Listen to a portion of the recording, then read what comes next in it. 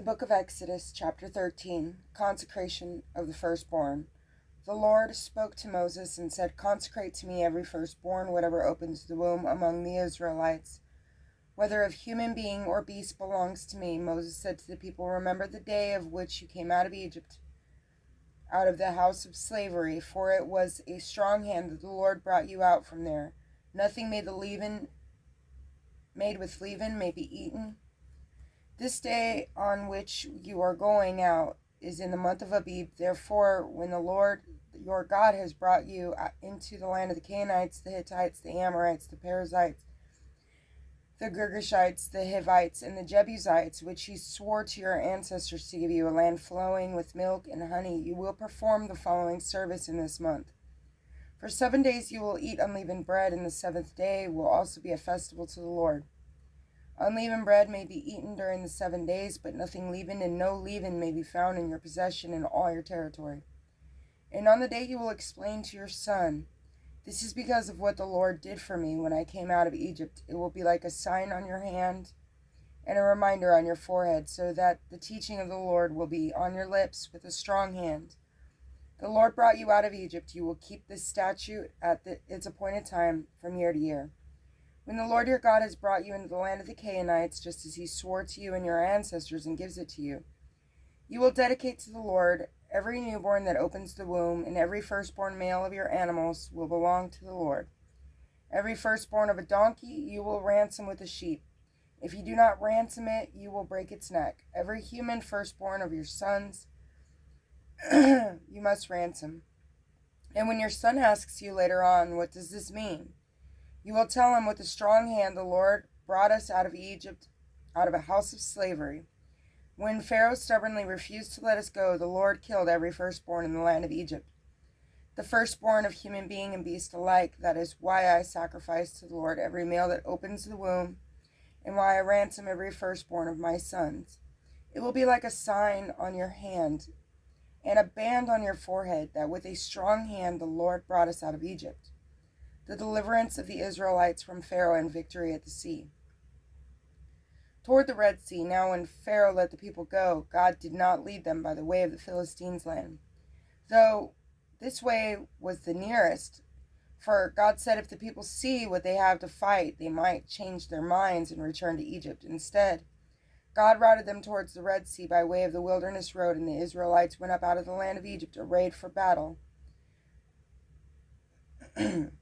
Moses also took Joseph's bones with him, for Joseph had made the Israelites take a solemn oath, saying, "God will surely take care of you, and you must bring my bones up with you from here."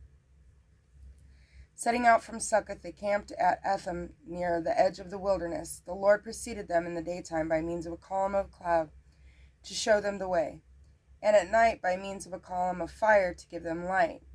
Thus they could travel both day and night. Neither the column of cloud by day nor the column of fire by night ever left its place in front of the people. Exodus chapter 14. Then the Lord spoke to Moses, "Speak to the Israelites. Let them turn about and camp before Pihahiroth, between Migdol and the sea.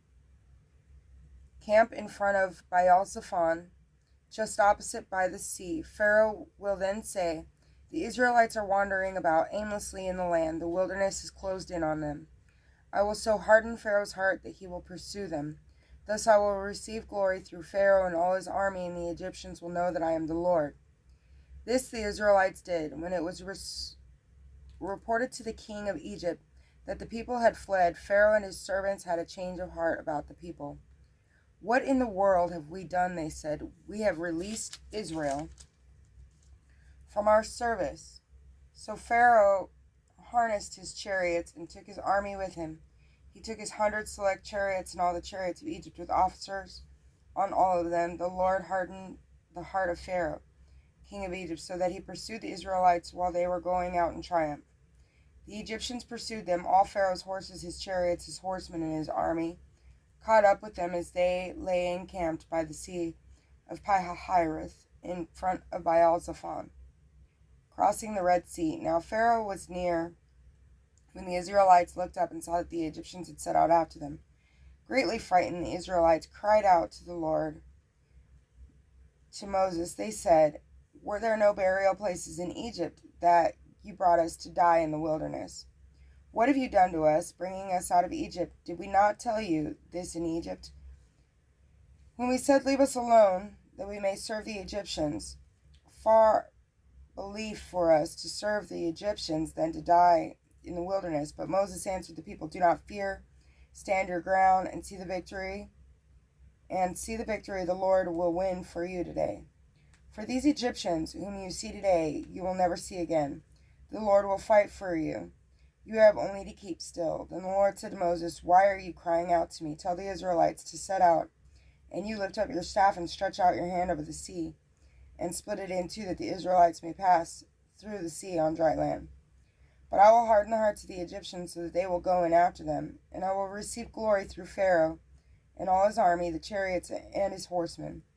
The Egyptians will know that I am the Lord, when I receive glory through Pharaoh, his chariots, and his horsemen." The angel of God, who had been leading Israel's army, now moved and went around behind them, and the column of cloud, moving from in front of them, took up its place behind them, so that it came between the Egyptian army and that of Israel. And when it became dark, the cloud illuminated the night, and so the rival camps did not come any closer together all night long.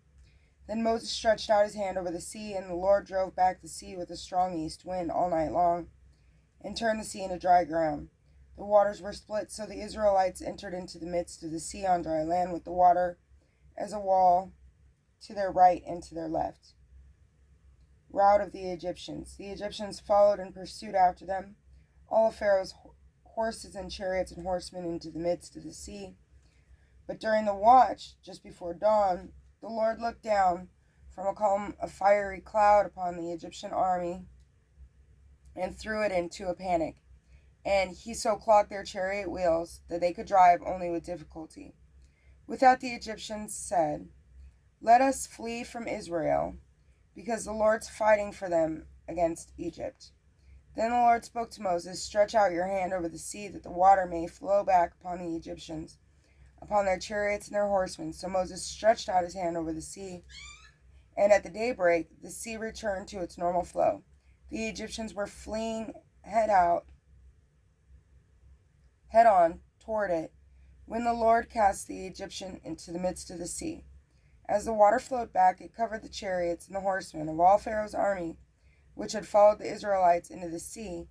Not even one escaped, but the Israelites had walked on dry land through the midst of the sea, with the water as a wall to their right and to their left. Thus the Lord saved Israel on the day from the power of Egypt. When Israel saw the Egyptians lying dead on the seashore, and saw the great power that the Lord had shown against Egypt, the people feared the Lord. They believed in the Lord and in Moses his servant. God bless you.